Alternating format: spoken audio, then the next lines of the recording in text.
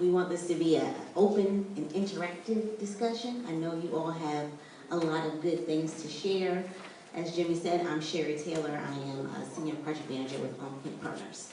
And what I do is I help people build generational wealth through real estate. So let's get right on to page 23.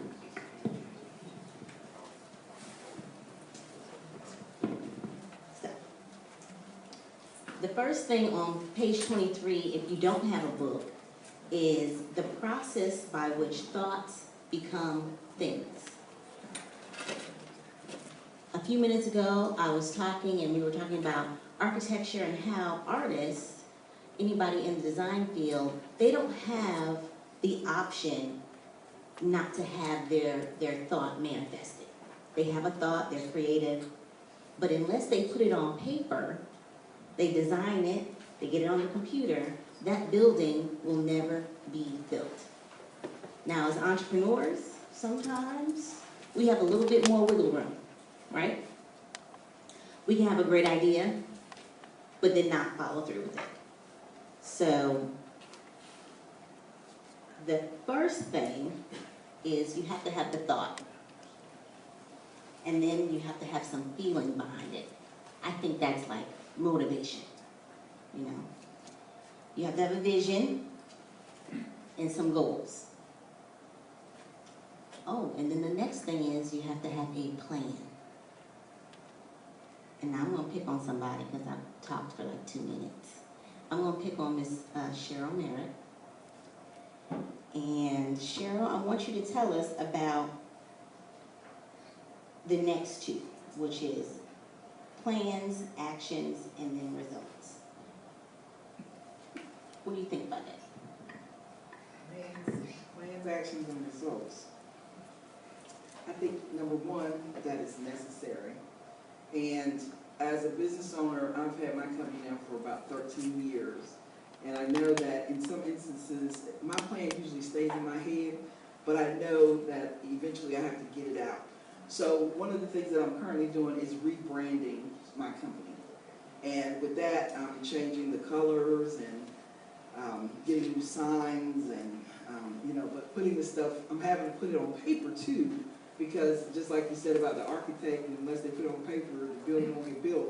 It's the same thing with whatever it is that you're planning in your business, unless you start putting it down where you can see it and then put it and implement it, whatever it is you need to do. Like I had to call the fast signs and send them over the information so that they could design the sign and so do all those things. So I think it's very important, those things, in order for you to make whatever it is that you're trying to do next to come to fruition. Because like I said, I know I can procrastinate sometimes, and I'm becoming better as a business owner and entrepreneur at actually putting things down on paper and then putting them into action. Anybody else have any thoughts on the process of making something manifest, whether it be an idea or a product or anything like that? It's the night to the back. So I recently listened to this talk by Earl Nightingale, and I strongly encourage everybody to listen to it. It's called The Strangest Secret. And at the end of it, he talks about writing a card out every morning and keeping it in your pocket with you. And writing it out every morning, carry it around when you get out in the middle of the day, like, what is this thing? You get out, and you're like, oh, that's that. And you go back in your pocket. So recently, in my practice, I was down to like 5 clients a week. I worked myself out of like all the people I had. And I was like, I listened to this talk and I was like, you know what? It can't hurt. I'm going to give it a shot. So every morning I write out 5 lines, exactly what I, like, by this date I need this much money to pay my rent or whatever. And I do that every morning, no matter if I'm tired or like whatever, no matter what. And in the last 2 weeks I went from 5 clients a week to 15 clients a week. So whether it's that or what it is, I don't know, but it's worth believing in. If it's simply spending 30 seconds to write out a sentence on a card and carry it around your pocket. So, the talk is called The Strangest Secret.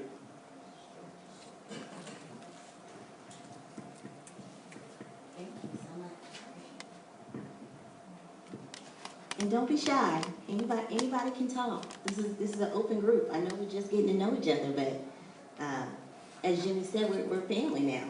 So you come to one meeting and you're family. That's how it is. So we're gonna move on to page 24, which is the 4 realizations of life. The first one is that life is like a garden and you are the gardener. Your garden can be well tended or it can be, raggedy and full of weeds. I think everybody here pretty much understands that. Come on in. And what Dr. Harris, which I'm glad he's not here quite yet, when he gets here I'm gonna be like, oh my goodness, we're doing his book and he's here. He says that your garden can be overrun by negative thoughts or positive thoughts. And as entrepreneurs, we have to keep our minds very positive because there's enough negative energy out here. Not even talking about just your business, but just negativity in the world. And then if you don't keep a positive mindset, that will definitely affect your outlook and your productivity, and maybe you won't tend your garden or your business that well. The second realization of life is that every action, including inaction, has a result. This is something that we all know, right? If you choose to do nothing, you still have made a decision not to do it. It still has a result. But he's just reminding us of that here. He says, as we all know, soweth nothing, getteth nothing. Right? Well, you're back to the garden, right? The first one was the garden. If you don't sow anything, you can't reap anything. That's in your personal life, your professional life, your business life. You have to put some effort into it. Anybody have any thoughts on that? I'm looking. Some people are like nodding their heads. Okay, tell us what you think. You say right here. You got something to say. Well, really, the question I would ask everybody in the room is, when are you going to stop being used to what you're used to? When you stop accepting every day as being the same thing, then you can make a change. So it starts with you getting out your comfort zone and really going after what you know you want. That is so true, so true. Everybody's nodding. Anybody else want to comment? Piggyback off of what this gentleman said? I'm sorry, I don't remember. Okay. No, that was good. You do have to start. You do have to start somewhere. And sometimes we get into business because we're fed up with something, either our life or there's a huge problem that we're trying to solve, something that keeps us up at night. It's irritating. We have a higher purpose. And so we finally connect with that purpose and say, okay, I'm going to solve this particular problem. I'm tired of this particular situation. So now I'm going to become proactive and solve it. That's why I do real estate, because I'm trying to help people solve their problem. I want to help them sustain their legacy. And sometimes you sustain your legacy by having an inheritance to leave. So that's what I like to do. I like to help people with that. The third realization in life is that all things have a season. Everything. Life has seasons or stages,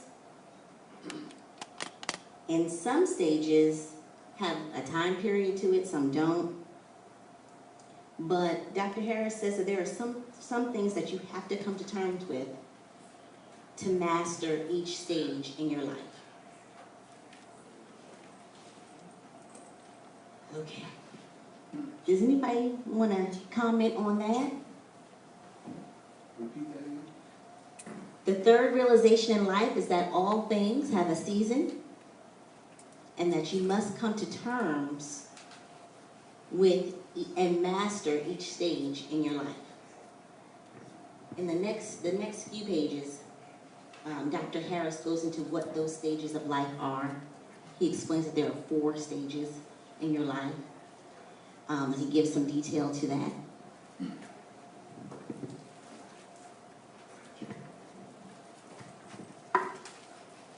I will comment on the fact that there's 3 stages. Is your IQ, your EQ, and your AQ. Everybody talks about intelligence, but the thing that really takes you further is your emotional quotient. That's the stage that you have to get through that obstacle. Then, to really move on in your business, your AQ, your adaptability quotient. How quick are you able to adapt? How quick are you able to get out of your old habits? Because what's holding you back is your old habits. The decision that you keep making over and over again is the reason why you're in the position you're in now.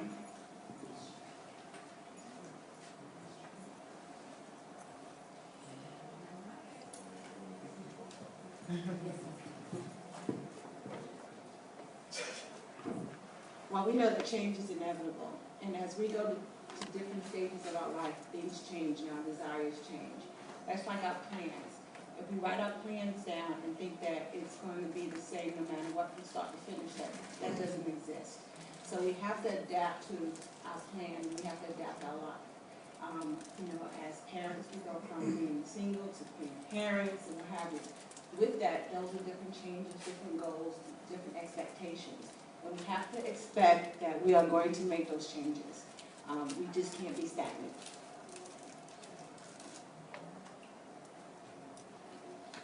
Has anybody ever felt stuck? Sometimes in your personal life, in your business life, you're just like, I'm doing the same thing every day, but I'm not seeing the results. Maybe it's time for a change. Maybe that season of what you're doing or your routine needs to change so that you have different results.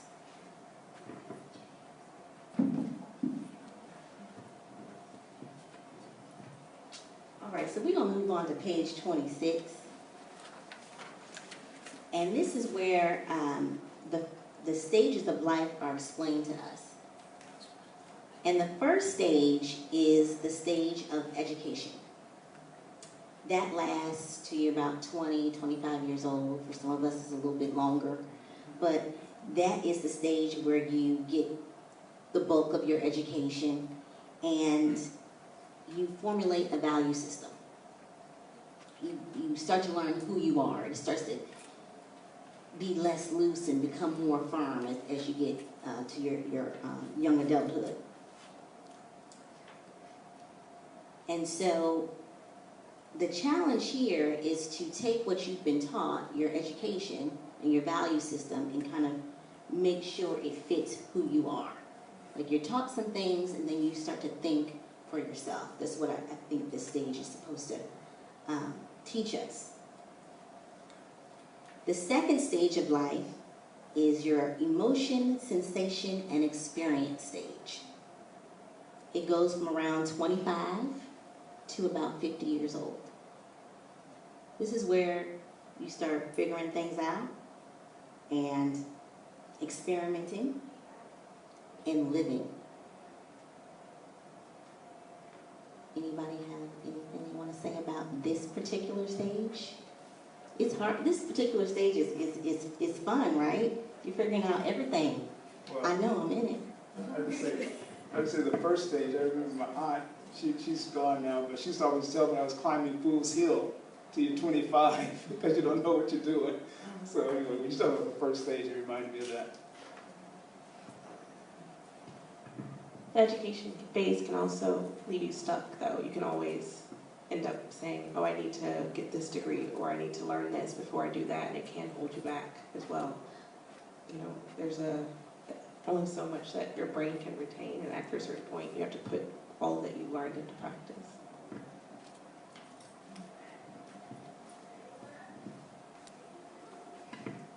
Sometimes I talk with young people and I've given talks, and I always tell them that, it's great what you mentioned, getting your education. I'm overly degreed myself. But I said, if you can find out what your purpose is before you graduate, then you're ahead of the game. It doesn't matter what school you went to or what degree you got. So because a lot of people will fumble around for the next 10 or 15 years during the second stage of their life, and they're not walking in their purpose. And so, therefore, they're not fulfilled. And they get into a lot of different other things. So, I agree with you. You know, education is important, but you can feel stuck, I think, and anybody can feel stuck if they haven't connected with that purpose. And I believe that, you know, God had already has a purpose for our lives. You know, our personalities and the way we think, the way our brains are wired. It's all supposed to help us fulfill this one purpose, hopefully. And some of us have more than one purpose. But if you can fulfill one, I think you're doing pretty good. And I think this second stage is about fulfilling that. If I may say something, I don't think I need to, we got to speak loud. We got some folks watching on Facebook. So. Okay. So let's reframe that a little bit. Let's say the first part is information. You're gathering just a bunch of information because you haven't actually applied it. So the second phase is understanding, because now I'm applying that information. So the third phase is the wisdom. Not only do you not apply it, but you know why. And that's the biggest difference. I understand why I'm doing this action, why I'm applying this strategy, why my thought process is as it is. And what they really need to do is go back and reteach it. Reteach those phases, because now you're running around confused. You don't really understand. Everything is really theory until you actually start applying it. For instance, different stages of life. Before you're married, you look at married couples, and you think this is how it is. You look at kids, people that have kids. Well, you think, when I have a child, this is what it's going to be like, until you step in that shoe. Everything changes. All your thought process, you're sleeping, everything changes. But then, that's the first child. You have that nervous state. Now the second child, you're more comfortable. You're more relaxed, you're more understanding. You're more patient. That's just life.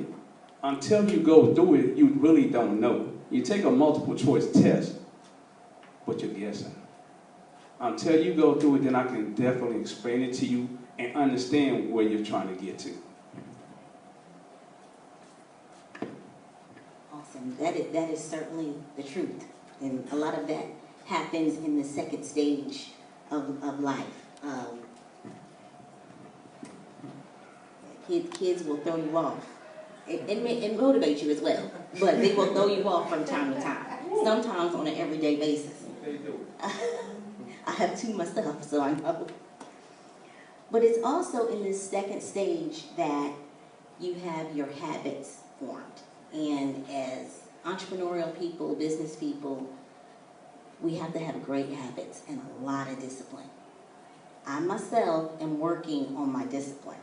I'm a creative, and so sometimes my brain does not want to be disciplined at all.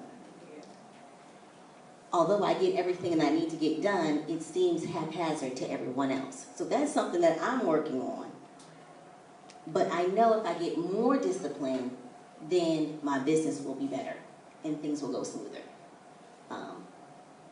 But like I said, sometimes those kids throw off my discipline, so I got somebody to blame it on. Anybody else working on discipline, habits?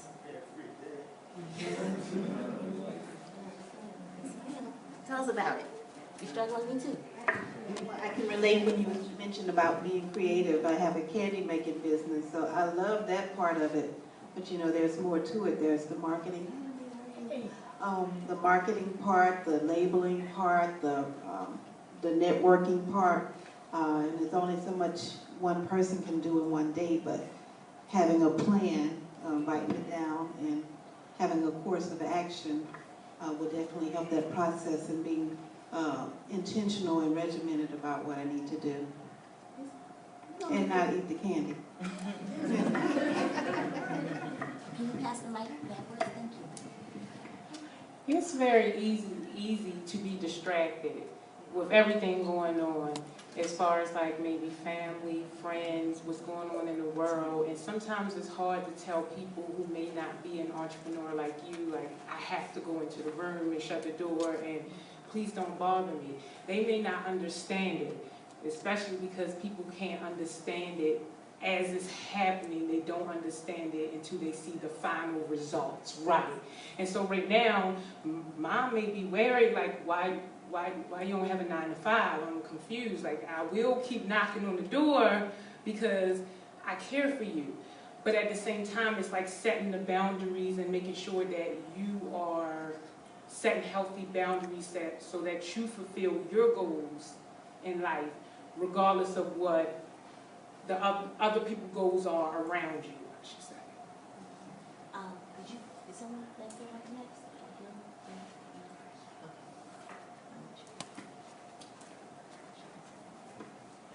Yes, thank you for that. That is, sometimes, you do have to change your circle. I can tell you 4 years ago, when I got into business, my entrepreneurial circle was 0. And now everybody I hang out with is an entrepreneur or a budding entrepreneur. Those are my people. Because some days I just need that phone call, that text, that email. And they don't know why they sent it to me. They don't know why they made that call, but there was some connection or something that I needed. And sometimes I'm the one giving that call, that text, that email, that word of encouragement if I see them in person. I don't know that they need it that day. I don't know that they lost a major client that day, but it's something that, it's a give and take. So your circle does, can impact, your own growth. So I definitely agree, and my circle has certainly changed, and now y'all are part of it, so that's awesome. Let's move on to the next stage of life, which I like this one, which is the 3rd stage. That's the stage of power. It is where you perfect your ability to make things happen. So maybe you struggled a little bit in the 2nd stage, you're figuring things out, how to work certain things, and it seems like this stage, which ranges from 40 to maybe 75 years old, you can start making things happen. Your greatest successes, actually. And if you look at many entrepreneurs, many very successful business people, it is not until they're over the age of 40 or 50 that they really get their success. So I believe this to be very, very true. So you've learned the basics of life, you've mastered your emotions and your appetites, and you can really focus here, because maybe those kids are out the house and grown and stop distracting you. Anybody else want to comment on this stage?